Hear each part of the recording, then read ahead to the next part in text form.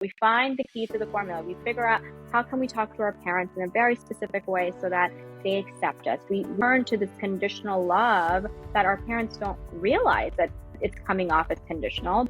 There is no checkbox in motherhood and parenthood. There is no formula. There is a line between world and the things in the world and how we perceive it.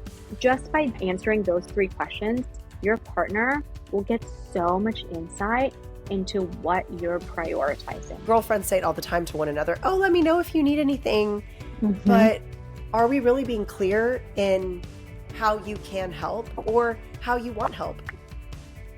Hey everyone, welcome back. It is 2025. Happy New Year. Seema, Happy New Year. How are your celebrations? We always have a wonderful time, super grateful for all the connection and family and things. And most importantly, not most importantly, but equally importantly, I'm grateful to be back here with you, Dinesh, celebrating with our listeners a brand new year of being happy and human. Yeah, we're just a couple days into the new year. And I don't know, listeners, if you can hear it, but I think Seema is still celebrating from New Year's Eve. We can hear it in your voice. Yeah, my voice is still recovering. So Seema, it's a new year, it's January, and as we're all setting New Year's resolutions and things like that, we're thinking about, how can we make our lives better? And one of the little slippery sentences that pop into our head is, how do we have it all? Right? How do we have it all? And I know you and I in the past have talked about Indra Nui's clip where she is the CEO of Pepsi and she comes straight out and says women can't have it all. What do you think about that? I actually disagree. I think she's very wise. And I think that there is context to what she's saying that makes it actually valid. However, maybe my definition is slightly different in that I believe we can have it all, but maybe not with the same intensity or the same in the same amounts at the same time, right? Like we maybe can't have it all in that moment, but we're at any given moment able to consciously choose how much of what parts of life we want to experience. And I will also add, to be able to do this and have it all, the only way to do that sustainably and actually enjoy yourself is to have support. Well, that brings us to, we have Sanah Kotadia, who's with us today. She is a professional counselor. She's based in San Francisco. And this is the question that she works with day in and day out. Sanah, welcome to the show. Hi, thanks so much for having me. I'm so excited to be here. Yeah, we're thrilled to have you. And as you can tell, we are excited to dive into this question about both women and men. Can we have it all? Because, I think men want to be great dads. I think we want to be, we find a lot of comfort in being the provider and being successful and not being an embarrassment or a drunk slob for our families. We also, South Asian men, want to be able to prioritize our aging parents. And most importantly, you guys have heard me talk about this. We also want to have abs. We want to have a full 6-pack or 8-pack of abs. And I think that's it. I think that's all guys want, right? At the end of the day. But Sanah, before we get into it, tell us who you are beyond the bio.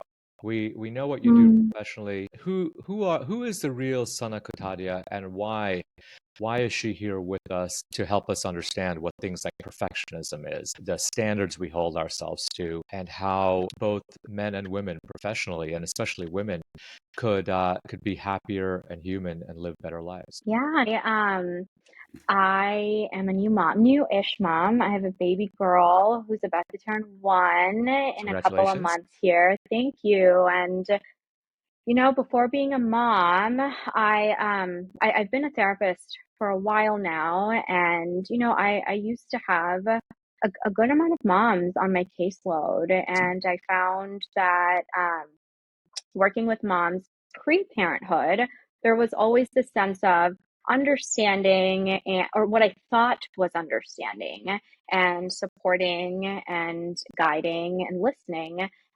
But once I became a mom, I decided to go on maternity leave for a little bit. And when I came back, I realized, wow, I really have no idea. I really had no idea what it was like to enter parenthood and motherhood until I had my own baby. And at that time, I decided I really wanted to start working with moms struggling with some of the same things I was struggling with, including this idea of perfectionism, and perfectionism for those, it's this like new word that is kind of going around on social media and on the internet, but perfectionism really is this pattern of setting these unattainable, high idealistic standards for ourselves that we know when we think rationally we can't meet all the time.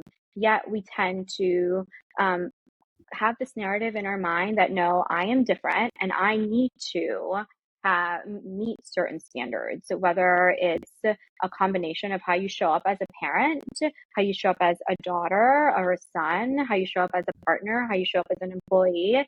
And a lot of that comes with um, this perfectionism. You wouldn't think of it, but it actually stems from insecurities, right? And there's three fears that are stemmed when it comes to perfectionism. It's fear of rejection, fear of failure, and fear of abandonment. And as we kind of go talk a little bit deeper about this, you'll see how these themes continue to come forth.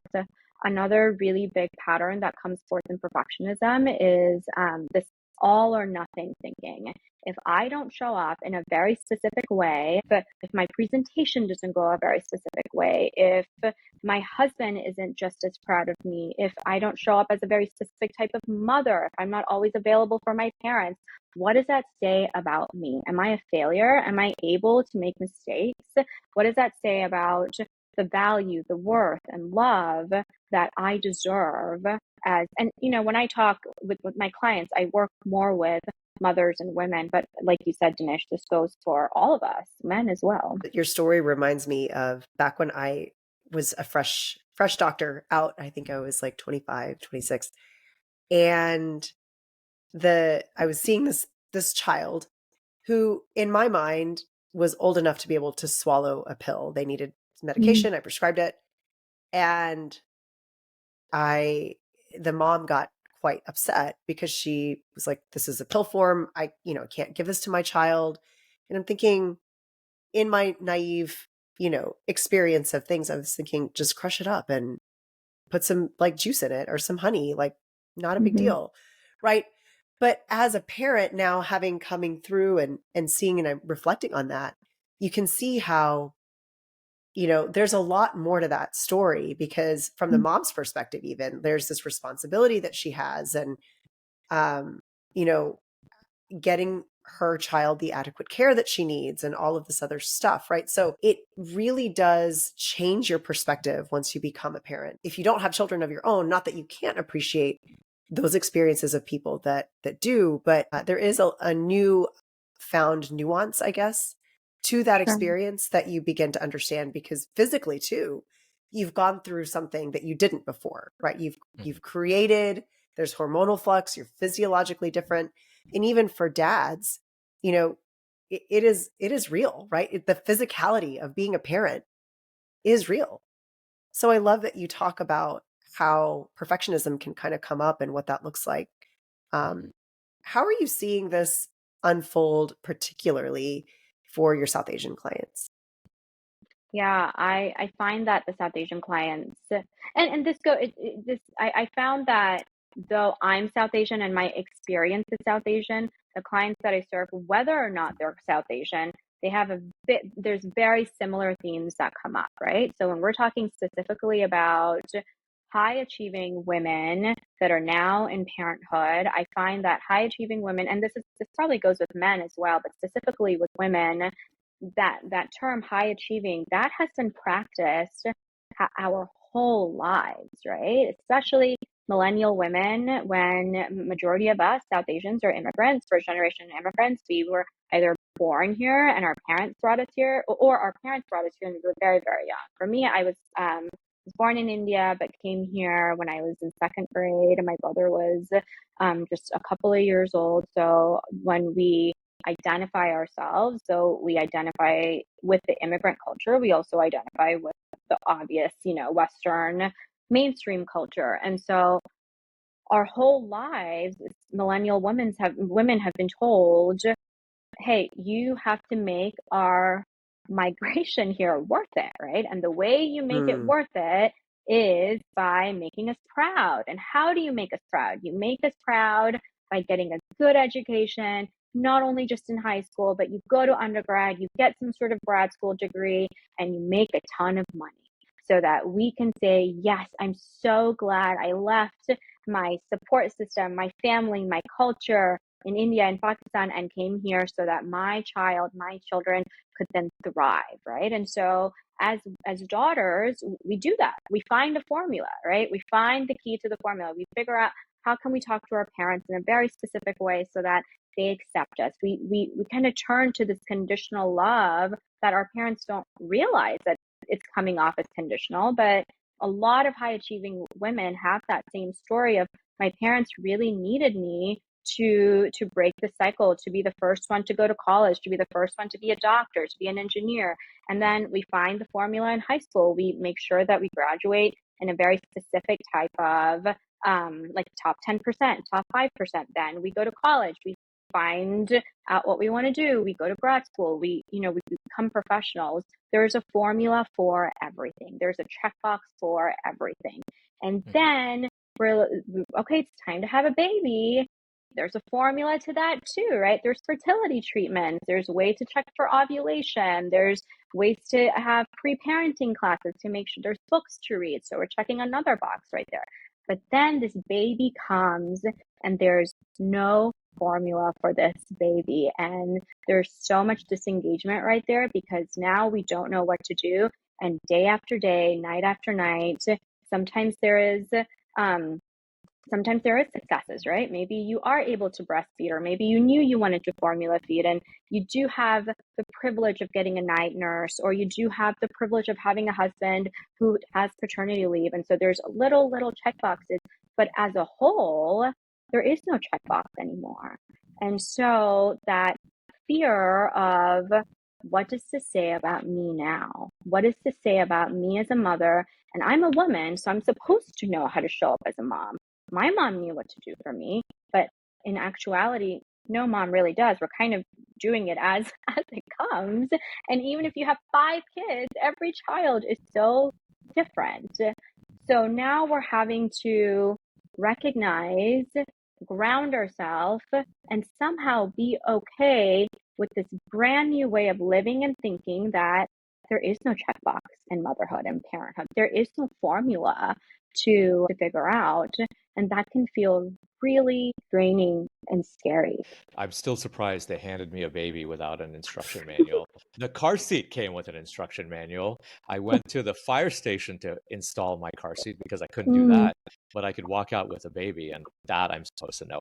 But I want to go back. I'm a big believer that there is a line between the world and the things in the world and how we perceive it.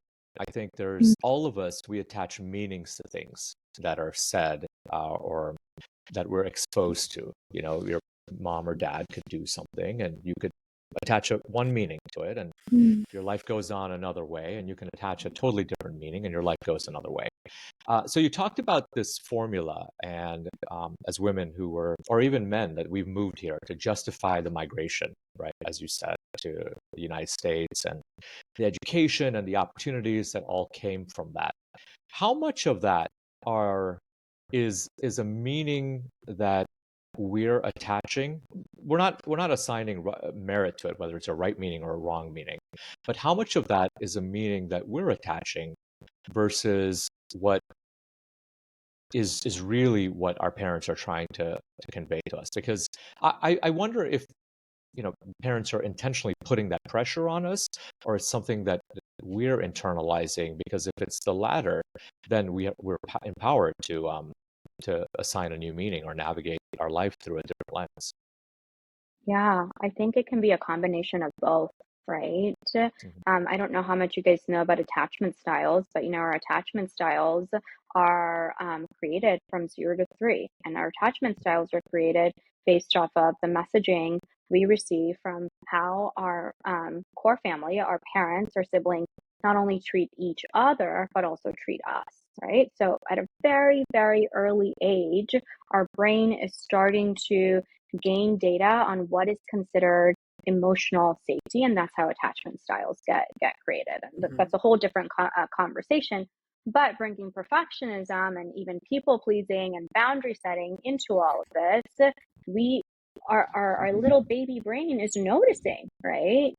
Hey, I'm noticing my parents treat each other a specific way. I'm noticing my parents treat my siblings a specific way. I'm noticing how happy they are whenever the teacher says, hey, good job, you got 100, versus how confused or concerned they are when they find out that I'm not potty trained by a specific time. They don't have the cognitive awareness that they're understanding all of this, but they are taking it all in, right? And so, but as we get older, that is when, kind of what you're saying, how do we empower ourselves to recognize that there are certain messages that you've been given your whole life, for a lot of us, but you don't have to believe those messages. You can unlearn those messages, right? Yeah. I remember the comparison game is real in, I think, parenthood in general. We've all watched those movies, right? Or where the parents are looking over at the other toddler during circle time and they're like, oh, isn't little Johnny crawling yet? And you immediately start to go into this comparison game of, where do I measure up as a parent? Where does my child measure up with their peers? And so I'm curious about, for those listeners that are maybe just delving into this self-examination, right? Which can be really overwhelming at times. Yeah.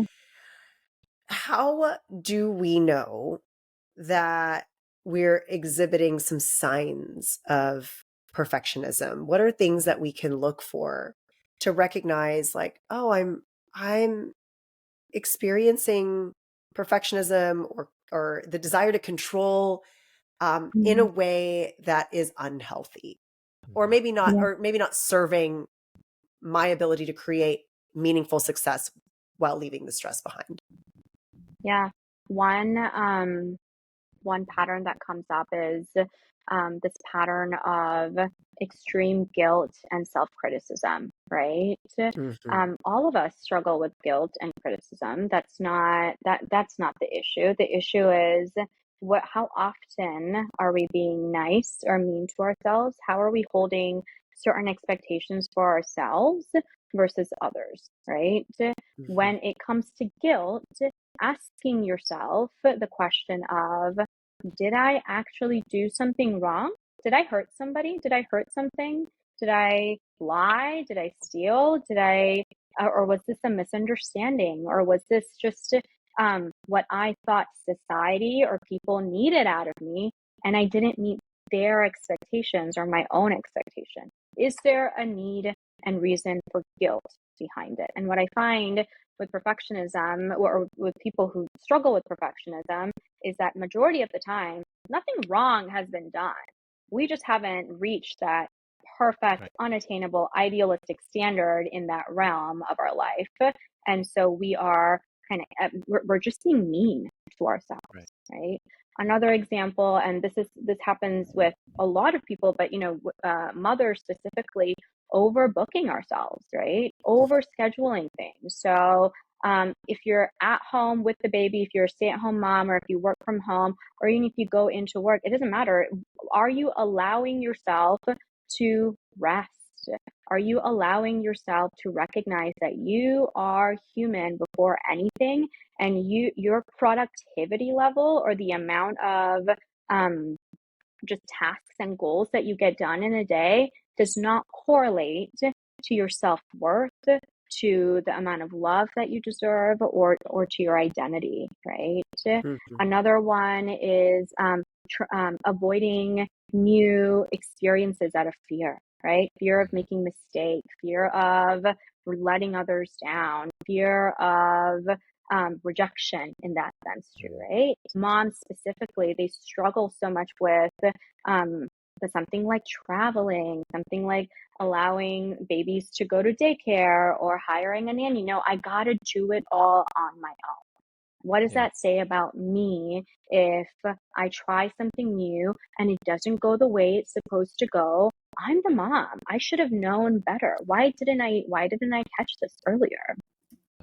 You know, that really resonates because it's all of which are things that I experienced. I just became such a clock watcher when my kiddos were born, less so with my second, but with my first.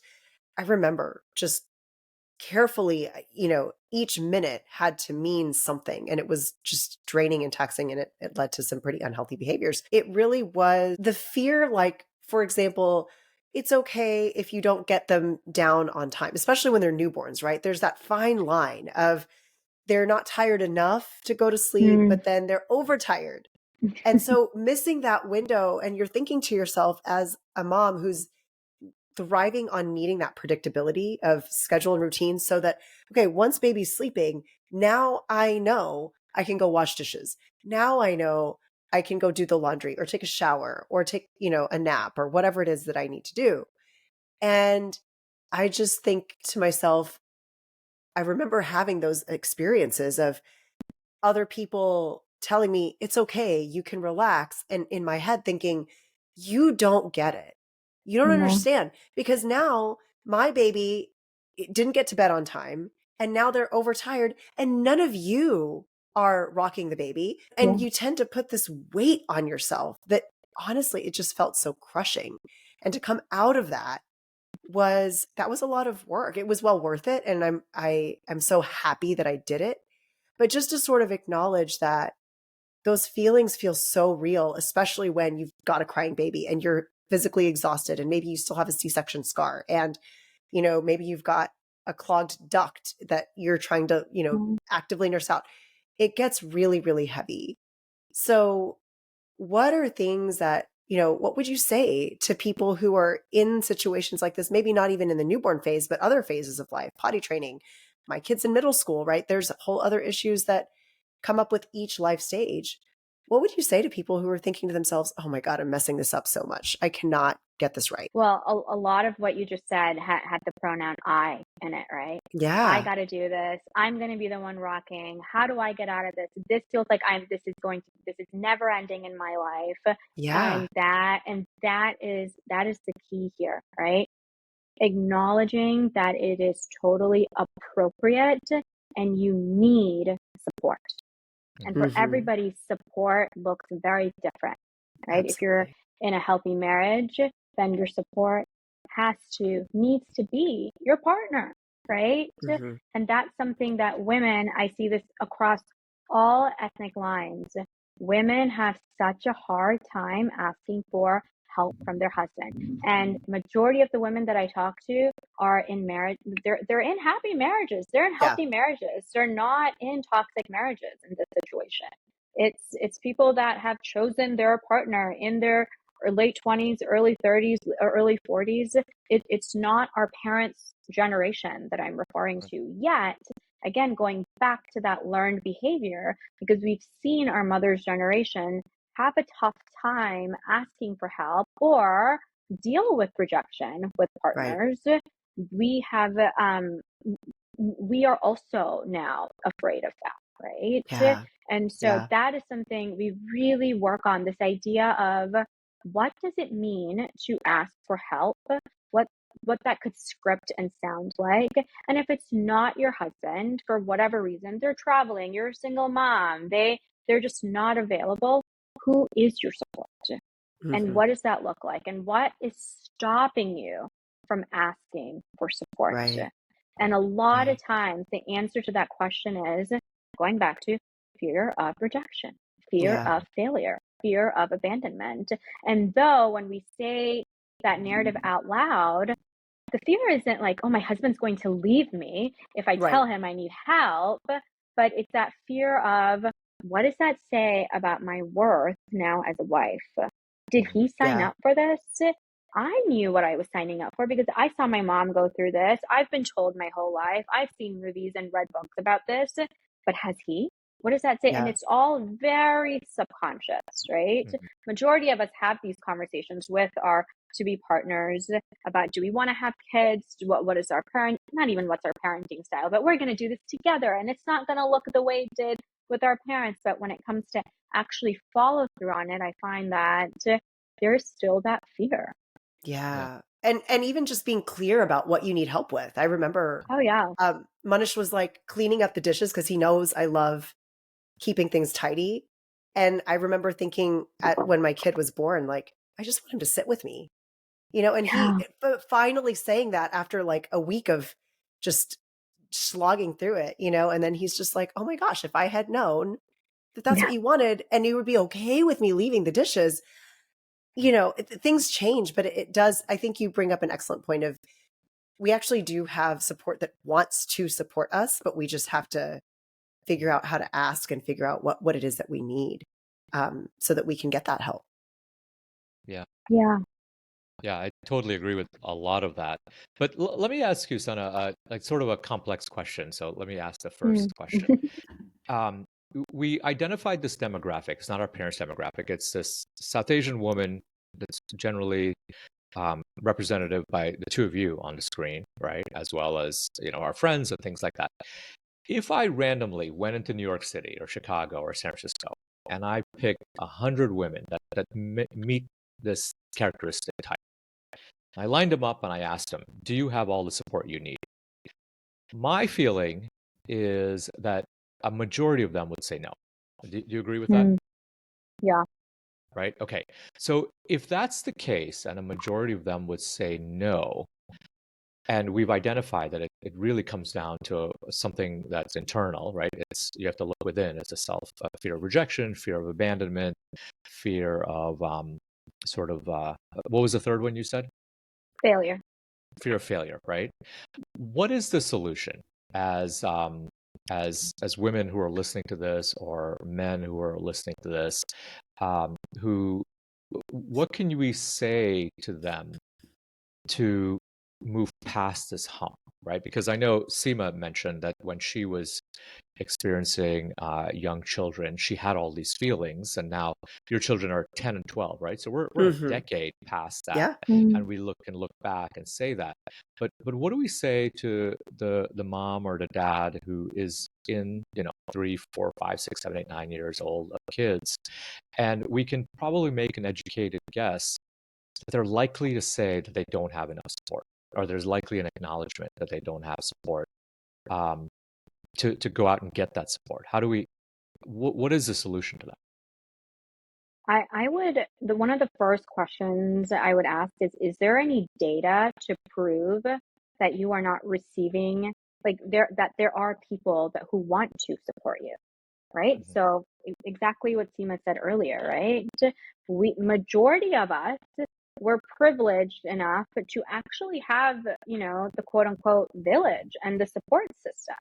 We are just, for whatever reason, on this journey to prove to really no one, just ourselves, that I can do it all. I can do it all, right? Right. That's why the clip that you mentioned earlier with Indira, that's why I think I appreciated her vulnerability so much, that this idea of you can't have it all it's so subjective, because you're going to have to think about what is stopping you from having it all. You're going to have to think about, how are you participating in the cycle of self-sabotage in order to stay stuck in this space, in this mindset that you're in. Because I guarantee you, of those 100 women that you talk to, whoever we speak to that's in a healthy marriage, that has parents with abilities, that has enough money, if they're living in New York City and they're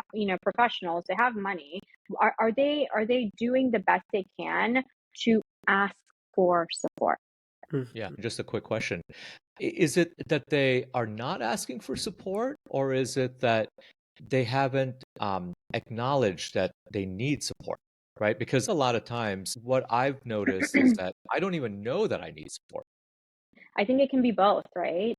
And so that's why the other part of this is, one not easy, but simple way to figure out if you need that support, and this is just, this is me speaking as a therapist, is Yeah. to really anchor yourself in an activity that gives you time to ask yourself that question. And for me, that's journaling. Mm. Asking yourself, what are you feeling right now?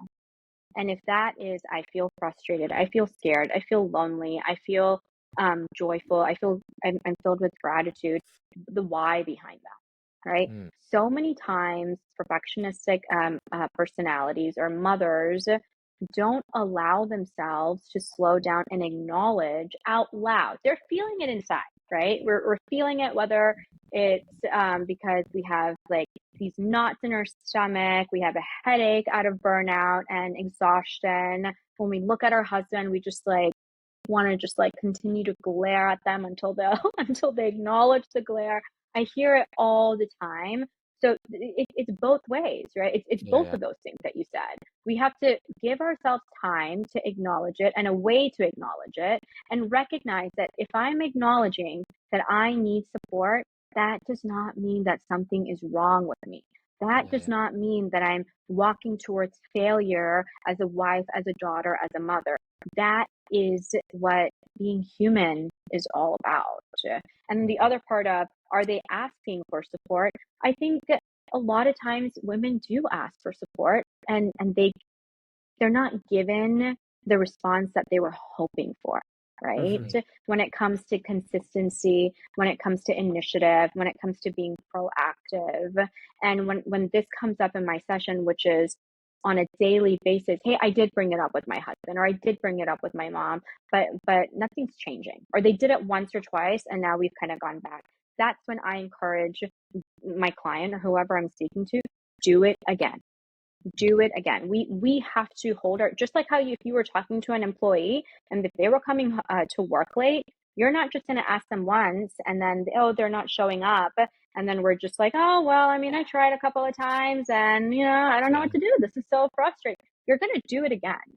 So just because you're talking about your husband who happens to be in love with you, who you happen to be in love with, it's really unfair to hold yourself to a different expectation that, well, he's in love with me or they're in love with me, so why aren't they showing up differently?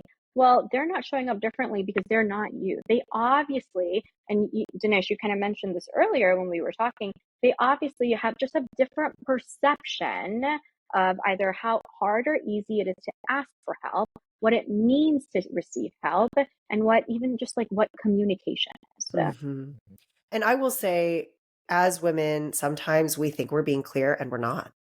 Mm, Um, it's funny. I was just hosting back in October a retreat for women, and part of it was yoga. And the way I teach is very prop heavy. And the reason is because I want these women, these high achieving women, to start recognizing what it means to take support and what that physically mm, feels like in your body when mm, you allow the support. And it was so curious to me that all of these women, highly, highly accomplished, and they're in there and I'm asking them to get into a pose and I'm saying, you have the blocks here.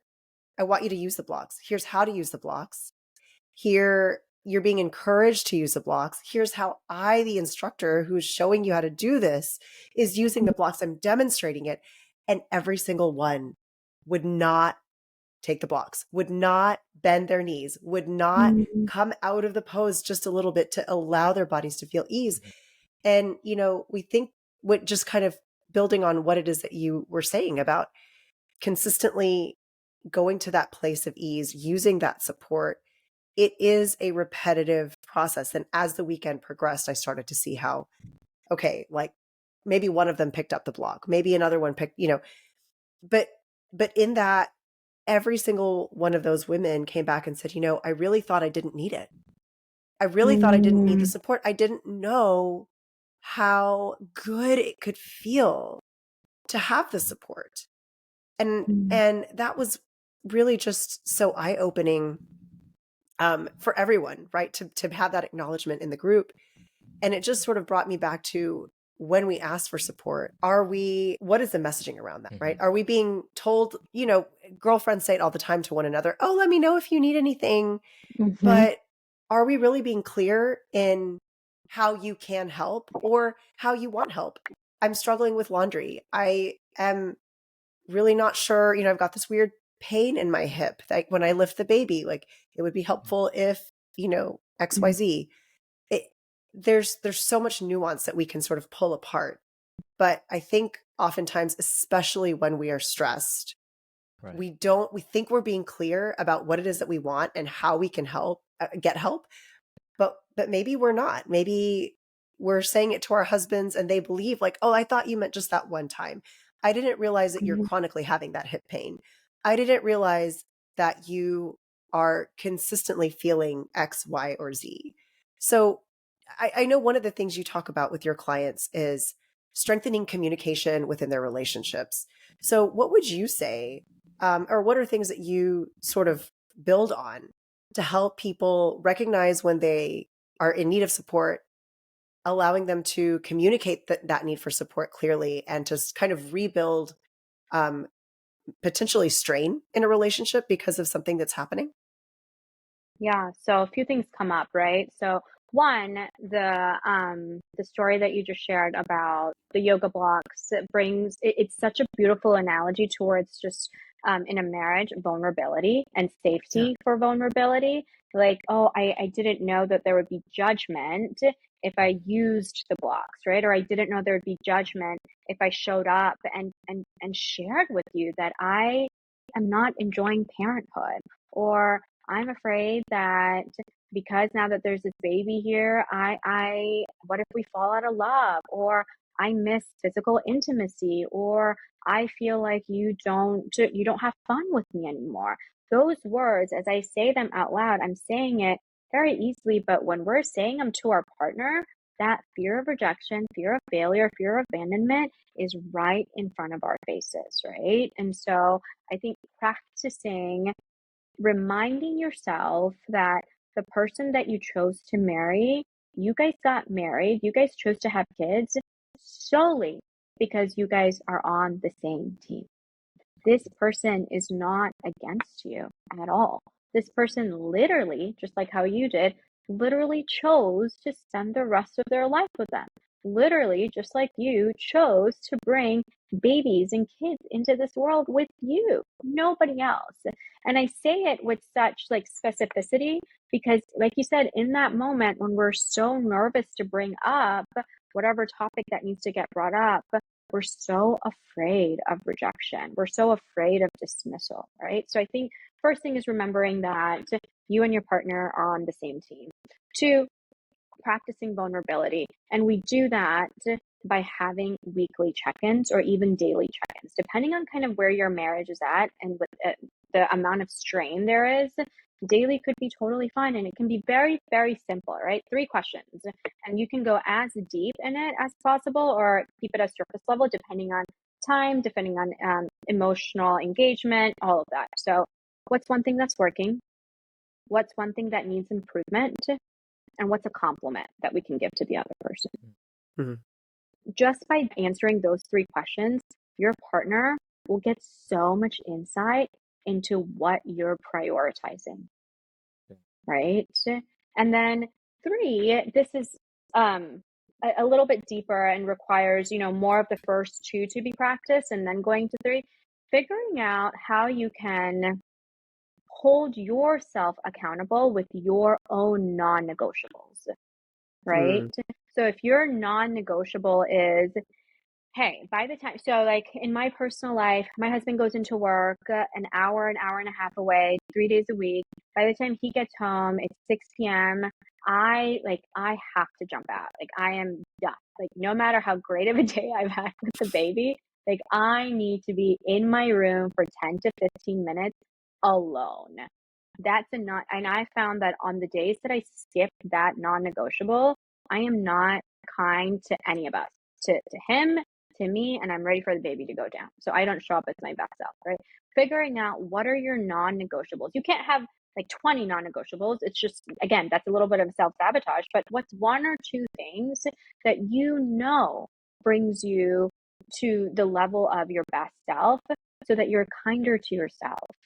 And so I think adding those 3 things into your day to day can be so beneficial and requires a ton of intention and support and accountability from both sides. Hmm.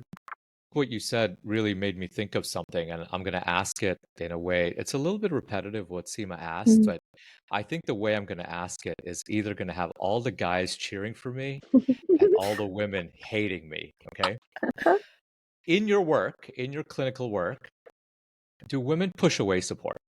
Like Yeah. actively make it such that their partner is unable to deliver the support in a way that's satisfactory? High achieving women are high achieving women is because, like I said, they know how to high achieve and they have a specific way to get things done. So then, if somebody else who's kind of like gotten away with not having to work as hard in that realm of practice or that topic is just like, oh, I just want to do this. I do find that there's a pattern sometimes where the woman's like, no, we got to do this, we got to do that. And that's where that vulnerability and that effective, consistent communication really plays in, right? So if my husband was like, hey, go have your girls' night out, but with the kids, we're going to order pizza. And if I'm like, no, like they need to have a home cooked meal. I have groceries at home, figure it out. It's totally appropriate for him to be like, Sana, like, I can't. I Mhm. can't. It is really tough for me. I don't have practice in this. And to be quite honest, I don't really feel like it because I'm very tired. Pizza is really the best option. If anything, like, we can add some green beans to the side, but that's the best I can do. But I want you to go hang out with your friends. I want you to enjoy it. And I want you to remember that whether our kids have pizza or, like dal chawal, they're still like, they're fine. They're totally fine. Allowing that communication and making sure that when somebody is coming at you with the defense, you try your hardest to put the wall down, right? Yeah. Recognize, hey, how do we ground ourselves in the facts and not this spiraling negative of what does it mean if my child has pizza? And so, and all of us need that reminder from time to time. Sanah, you mentioned before we hit record this idea of a pie chart, right? Yeah. Having it all, you can have time with your girlfriends and you can cook your kiddos that dal chawal or steamed broccoli and whatever. And you can have date night and time away to do your work travel or all of those things. But it might look different on different days and different amounts. And I love what you said too about, all right, there's oftentimes, it's rarely a black and white where Mm. if dad wants to order pizza, great. Can you, like you said, can we toss some green beans on the side? Can we steam some broccoli? Maybe we get thin crust instead of deep dish, right? There's all sorts of ways we can sort of negotiate and say, how can we make this work for both of us? And when I think back to sort of my own journey as a parent and where we are now as parents and things, like Manish actually does a lot of the cooking. He enjoys it. Um, and all of what he cooks is like high protein and super healthy and all of these things. But it's become, the reason that happened is because we were able to create time, as you said, for these check-ins to where, all right, what is it that we actually value, right? And what is Mm. actually accessible? In his case, he really loves cooking. I'll do the baking, right? So Mhm. just kind of identifying those strengths that each of the couple has. Like, of course, there's going to be some things that you're going to be better at than your husband, or you're more naturally inclined to, and it can be a harmonious back and forth rather than a hard and fast, like, this is how it's going to have to All be, or nothing. Yeah. all or Yeah, nothing. Yeah. exactly. I wish I had you around when I was going through my Yeah, stickiness. I'm so, so glad to hear that there's women out there doing this work. It's so important. And you're just a wealth of knowledge. absolutely. I'm so glad to be here. This was so fun. Yeah, but we're not done with you yet. We have the Yes. most funnest part of our show, which is our wrap up. Sana, you are an amazing therapist. You've shared all of your wisdom with us today, and it's just been absolutely enlightening. And I think the audience will get a lot of value from it. But you also have your unique lived experience. You're in San Francisco. You're doing wonderful things. Tell us something that you know beyond a doubt that is true. That if all of us went out and we did it today, we will change our lives in short order. That's a good one. I mentioned this earlier not in session, in our recording that not a session. I am a firm believer in journaling. I really do. And when I say journaling, I don't mean it in a way where you have to write out paragraphs and these publishable reflections. Just asking yourself those two questions of what am I feeling and what do I need? So many of us, especially, in Western culture, it's just go, go, go, go, go, go, go. We don't allow ourselves to be vulnerable. We talk about vulnerability with others. We don't even allow ourselves to be vulnerable with ourselves. And I guarantee you that if all of us go out and do that today, tomorrow, for the next 10 days, I think we'll like ourselves a little bit more because we'll have empathy and grace for ourselves. Yeah. Sometimes I ask myself that question of like, what is it? How am I feeling? Or what do I need? And I don't have the answer, honestly. I really don't. And then I have to go back and say, well, let's not make that wrong. It's okay not to know, right? But I'm asking, and eventually I might come up with a word or a phrase or something. I may not. But the key is to ask. Yeah. And if you find, if those of us listening to if those listening to us get themselves in that position of it's like I don't know, what you need in that moment could be like 5 minutes of silence in order to figure it out, because you might be pushing yourself too hard, too fast, because you haven't asked yourself that question in a while. So then you're going back to that check mark thinking without even realizing it, of like, is this the right answer? Like, can you, like what you said, right? Like, I just need to come up with an answer so I can move forward, when that's not the goal of the activity. Yeah. I always will go back to my breath. If I don't know, I don't make it wrong. And then I just say, well, I can always use some loving breaths, right? And that, for me at least, has been helpful to at least sit with that, or sometimes unlock what I actually do need. So I love that you're talking about this, to do it consistently. Okay, so we have Ask It Forward. As you know, listeners, if you're joining us for the first time, the guest before Sanah has left a question for you, not knowing who you are, what we were going to talk about, even when we were going to record. They've just asked a question of you. So you get to answer it. We're going to put you in the hot seat. And then after you're finished answering, you will have a chance then to do the same and leave a question for the next guest. We have this question from Dr. Anita Bangale, who is an emergency physician who no longer practices in the emergency room setting. She does a lot of health and wellness at a private practice in Houston.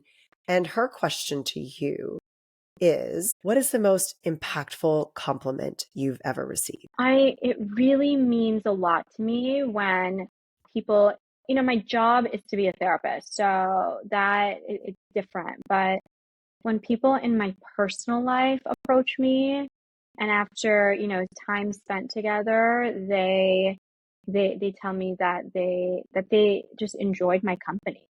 I find it, as we get older, it's so hard to find friends and community in our social life that we find is worth our time and energy, because of everything that we just talked about today.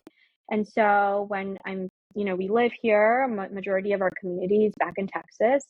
And so when we're spending time with them, and at the end of time spent together, they're like, this was so nice. This was so fun. And we miss you. It just makes me feel loved. And I find the best thing you can do is help others unwind and help others feel safe, which is part of my job. But when that comes naturally, without me trying in my personal life, it really makes me feel good about just who I am as a person. What an invaluable feeling.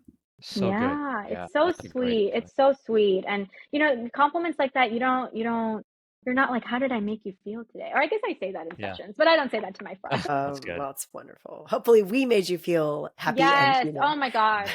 This has been so fun. What would you like to ask for the guest that's coming on after you? My question is going to be, what is one habit or belief you had to unlearn in order to be where you are today? It's a good one.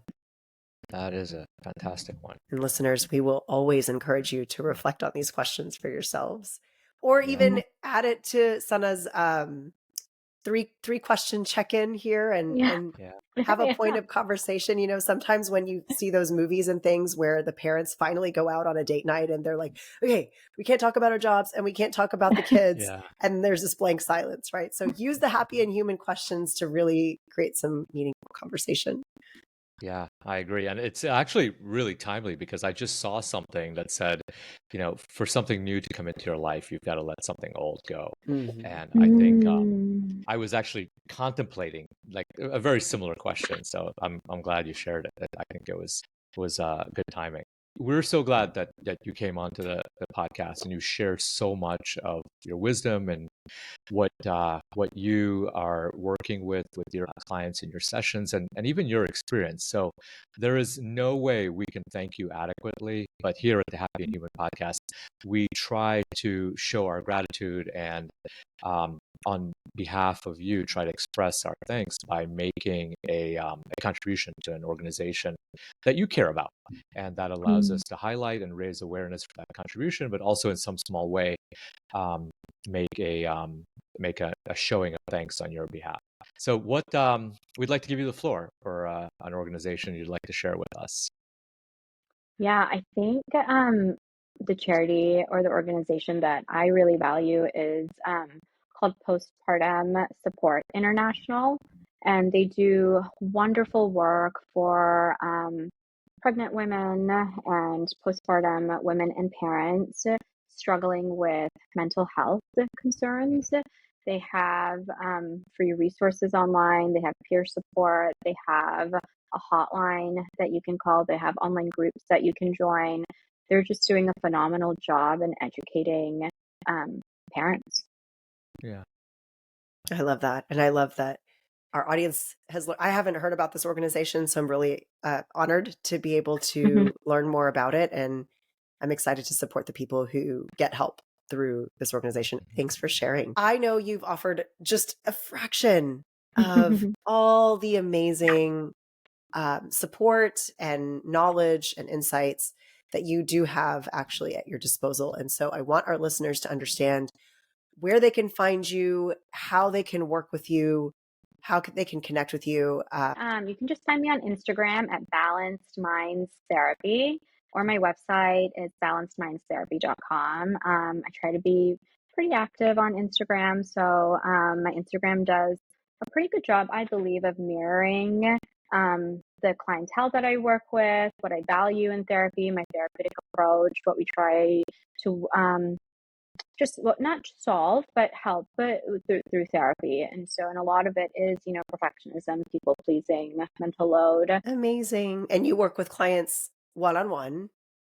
One-on-one. And I'm actually working on a course that'll probably come out early next year, meant for parents, specifically for how to effectively communicate in parenthood.